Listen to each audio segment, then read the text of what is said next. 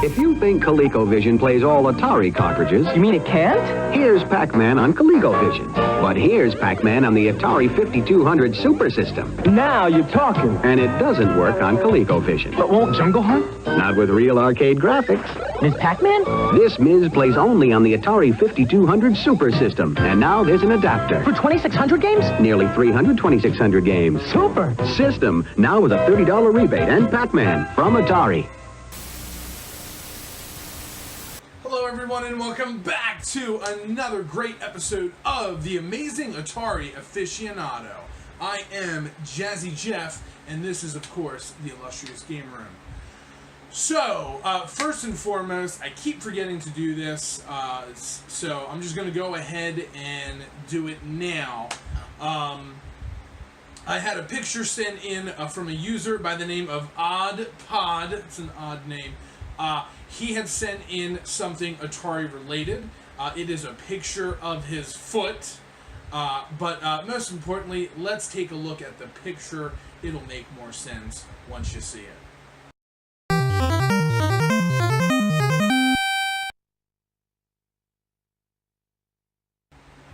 Well, wasn't that nice? It was a pair of Atari socks.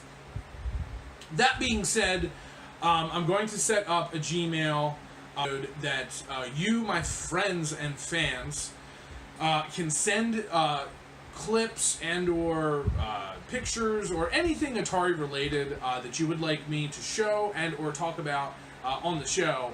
You can send it to that Gmail. So I should have that ready by the next episode, and I will make sure to link that in the description and put it on screen and all that good stuff.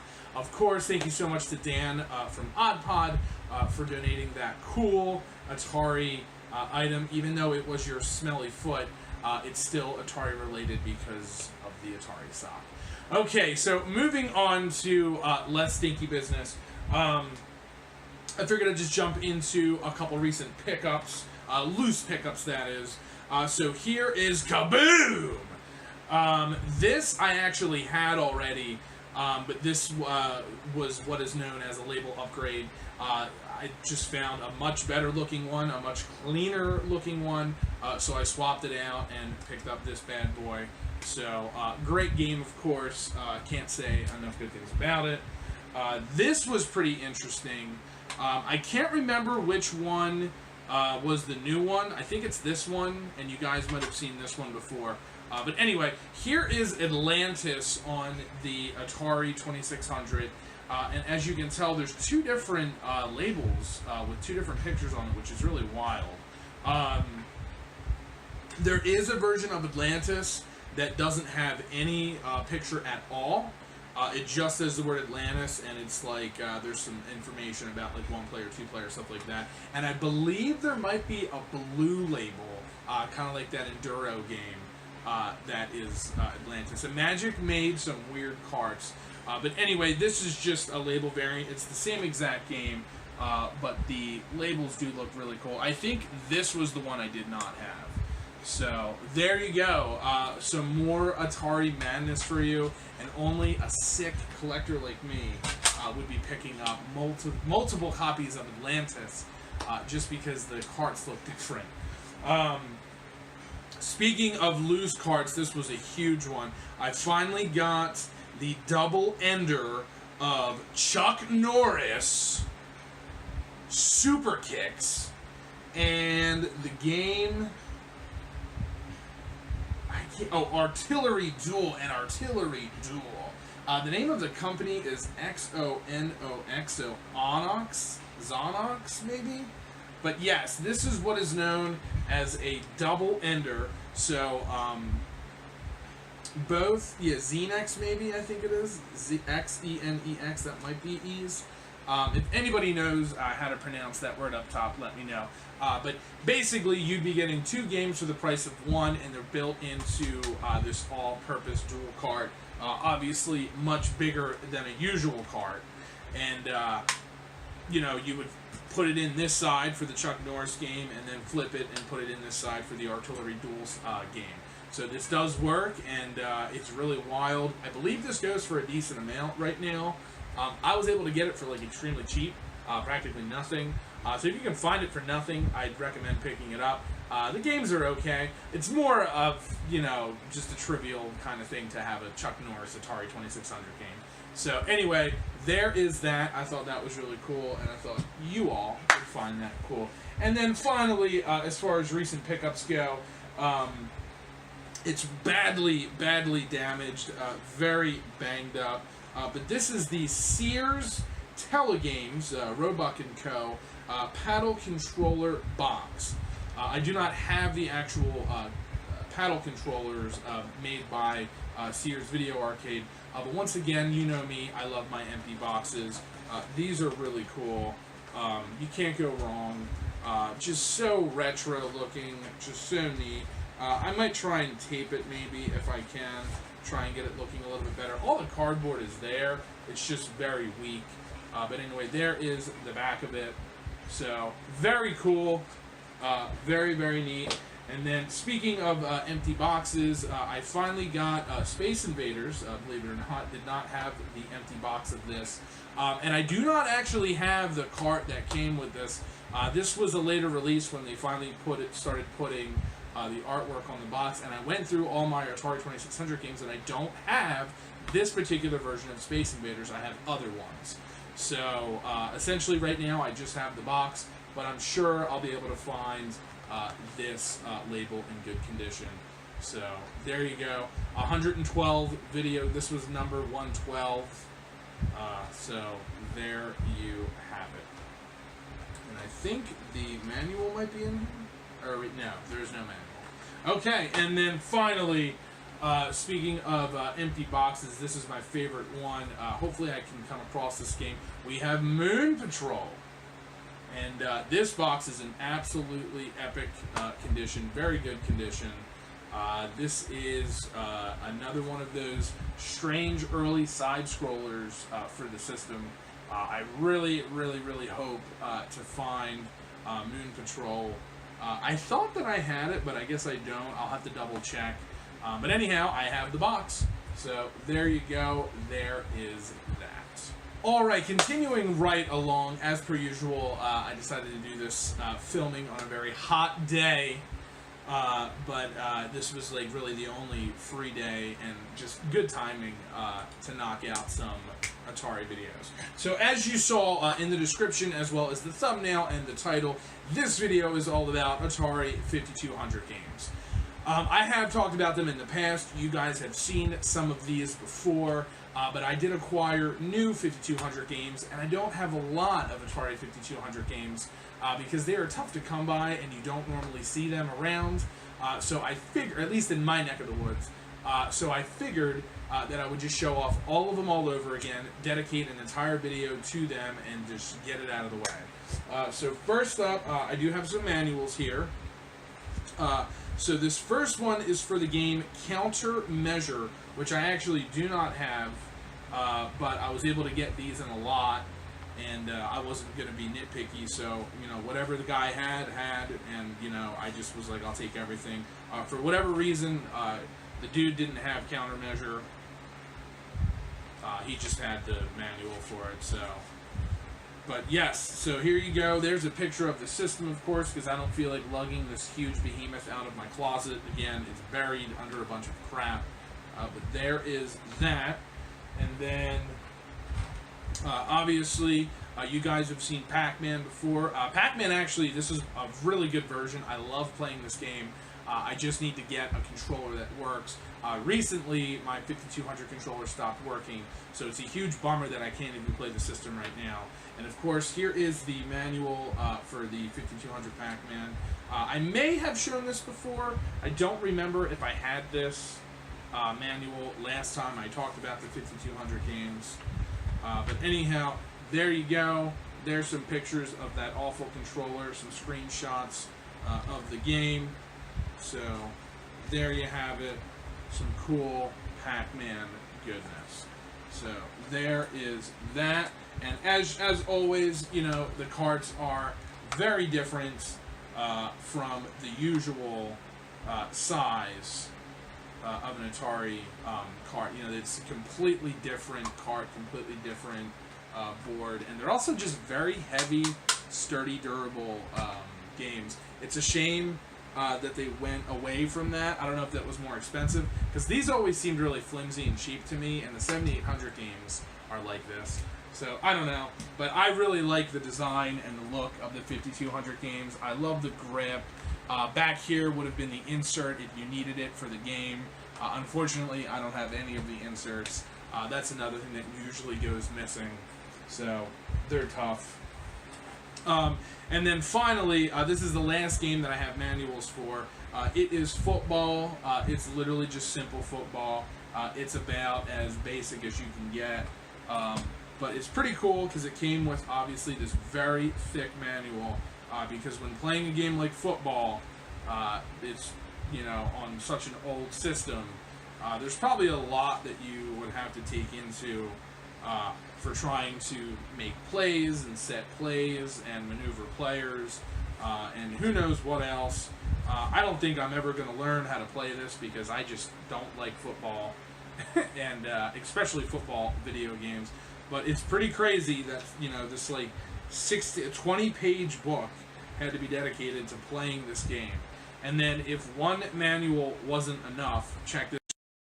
You actually get a separate book that has the football plays. So this would be your playbook that you would use, you know, for your offensive line and your defensive plays and things of that nature.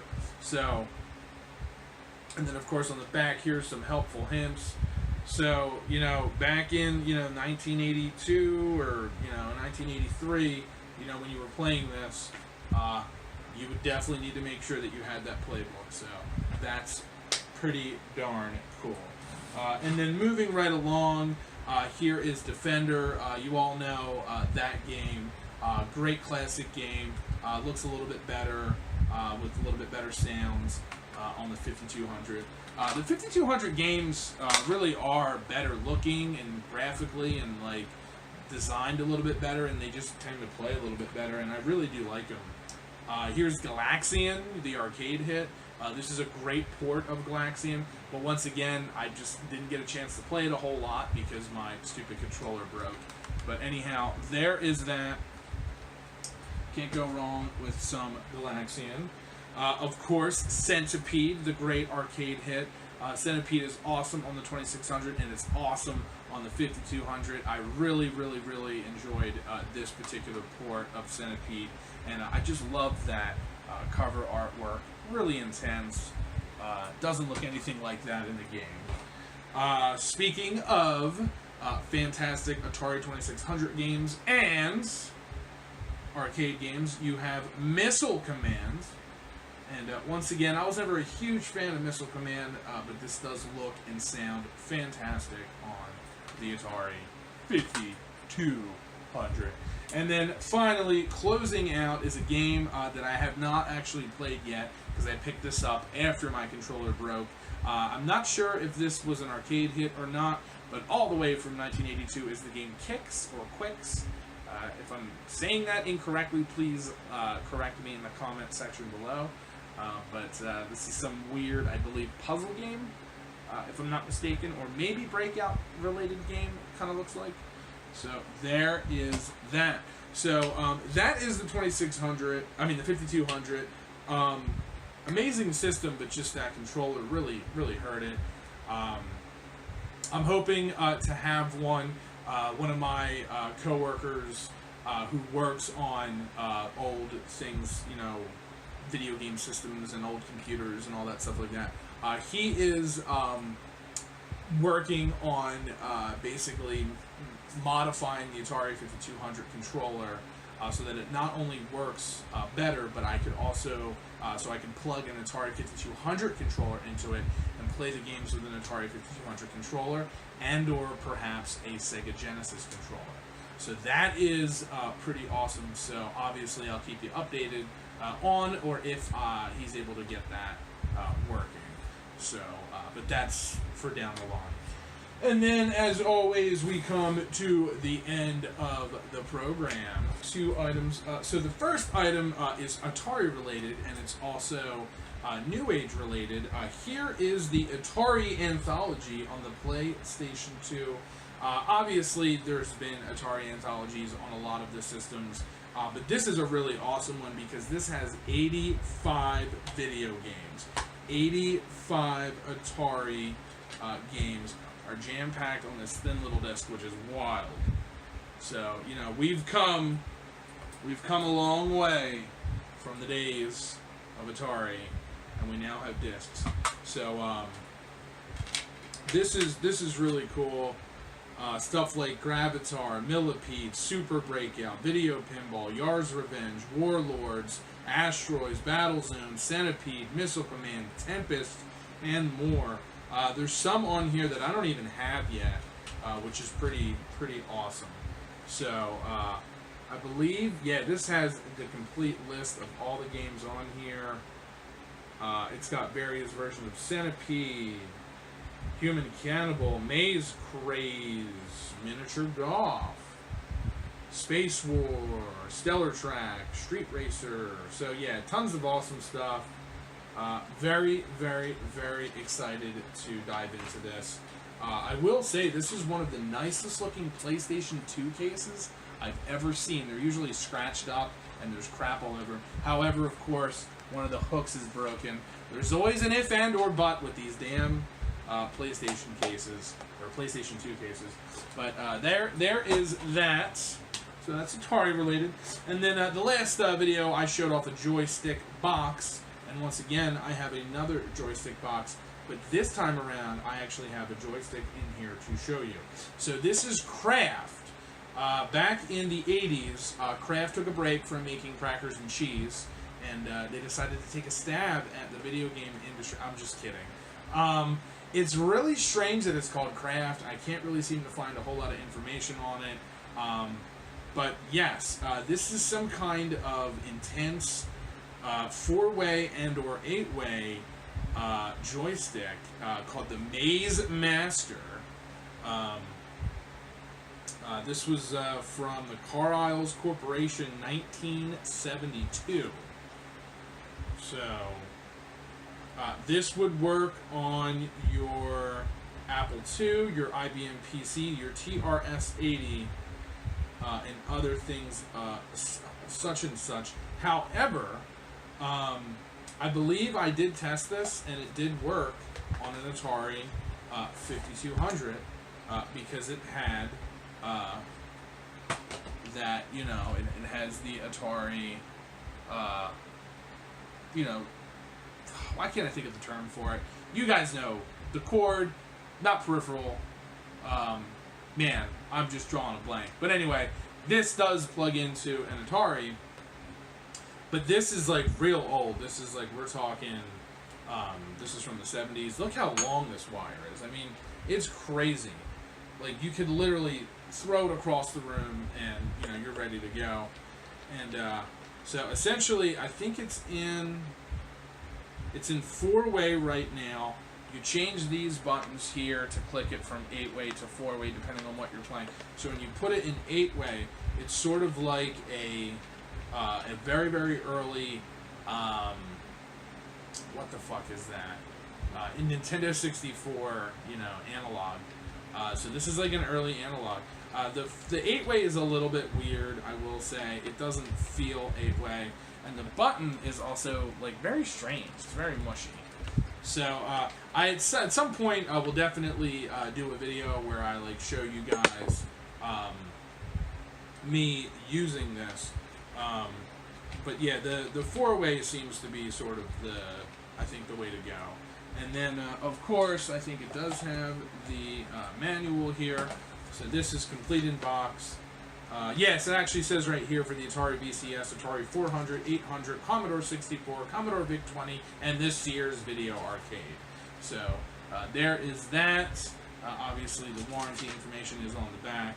So very neat. Once again, I had to pick this up. You know, it's off-brand and just funky looking, and I'm like, this totally looks like something right up my alley. So I was like, gotta have it. So anyway, that is the Kraft joystick. I'll give you one good look at the front of it here. Let me hold that up for you guys and gals. So there you have it. So I don't have anything else to show you in this episode, but as always, it's been a blast. Thank you for putting up with me touching my face, since it is very hot here in the game room. The summer has begun. So keep an eye out for more amazing Atari Aficionado episodes, and I will have that Gmail up and running so that all of you can send any suggestions, comments, questions, and or cool clips and or pictures too. And if they're not inappropriate, obviously I will moderate them and I will show them. Anyhow, that is it for today. Thanks for watching. Jazzy out.